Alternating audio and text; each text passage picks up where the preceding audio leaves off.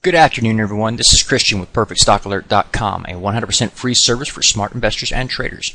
All we ask in return, please refer a friend.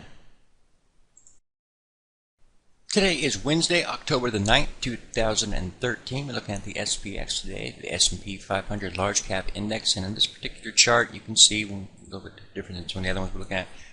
This one here is a high point here, higher high here, low point here, higher low currently here. You also have a lower low back here as well. So you are in an uptrend, no question about that. But when we're looking at this pullback here, you see that we've been bullish on this pullback because of that overall uptrend.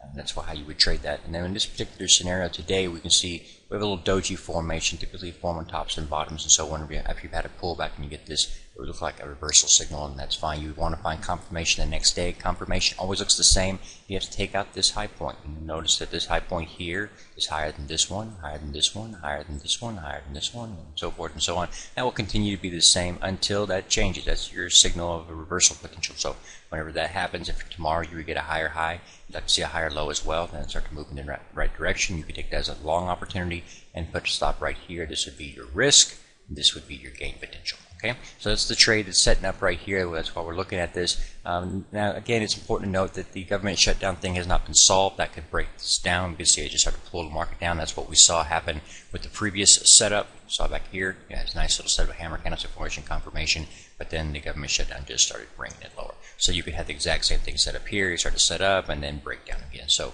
keep that in mind. But the thing that I'm interested about this chart would be the fact that you have this low close anywhere from this point here to this point here, and this is trending down. The same time period, you could see the low point here and the current low point here, and the ultimate oscillator is trending up. That's a bullish divergence telling you that this is an overshoot to the downside, not sustainable. It will typically turn around and break to the upside. You don't want to jump on and start buying just because it's doing this. You want to wait for that reversal signal. When it starts to reverse, go in that way, then you get involved, because all of that move right here is an overshoot to the downside, and so it's kind of free money. So that's what you're watching right now for this market.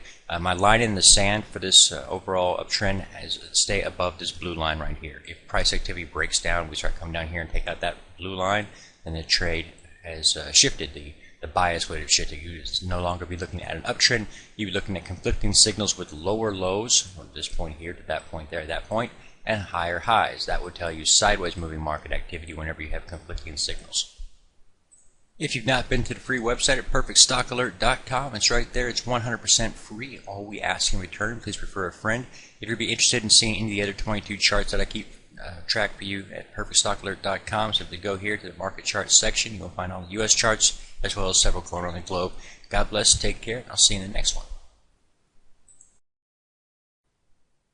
Please take a moment to review our disclaimer. The information provided herein is our opinion only. Under no circumstances do any statements here represent a recommendation to buy or sell securities or make any kind of an investment.